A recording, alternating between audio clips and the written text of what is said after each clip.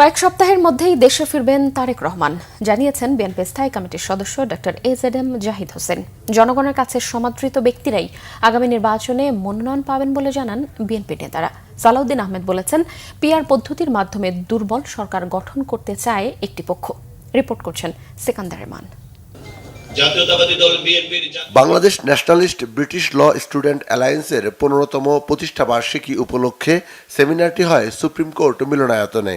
এতে বিএনপির স্থায়ী কমিটির সদস্য সালাউদ্দিন আহমেদ আগামী নির্বাচন ও পিআর পদ্ধতির বিষয়ে কথা বলেন। বাংলাদেশে এটা কারা চালু করতে যাচ্ছে, তাদের পিছনের উদ্দেশ্য কি? একটা উদ্দেশ্য তো অবশ্যই আছে যাতে কিছু সিট বেশি হয়, কিন্তু আরেকটা উদ্দেশ্য আছে বাংলাদেশে সবসময় যেন অস্থিতিশীল পরিস্থিতি থাকে।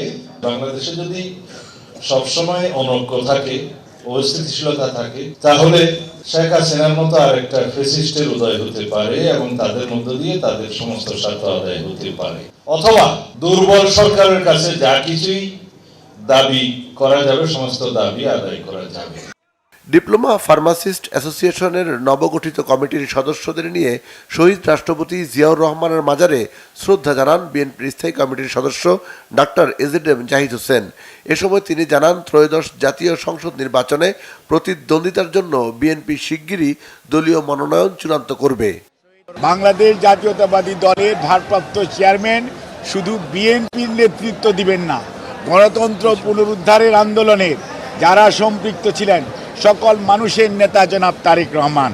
এবং আমি কয়েকদিন আগেও বলেছি, আপনারা দেখতে পাবেন যে কয়েক সপ্তাহ বলেছিলাম, ইনশাল্লাহ কয়েক সপ্তাহের মধ্যে ইনশাল্লাহ তারেক রহমান এসে বিএনপির নির্বাচনী প্রক্রিয়া নয়, গণতন্ত্র পুনরুদ্ধারের শেষ লগ্ন সেটির নেতৃত্ব দিবেন জনাব তারেক রহমান।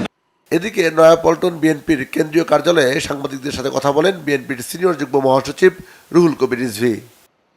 যদি এই ফ্যাসিবাদী শক্তির যার পতন হয়েছে 5ই আগস্টে, তার যদি পুনরুত্থান ঘটে, তাহলে আন্দোলনকামী মানুষ, গণতন্ত্রকামী মানুষের কি ভয়ঙ্কর পরিণতি ভোগ করতে হবে, সেটা চিন্তা করেই শরীরের লোম শিউরে ওঠে।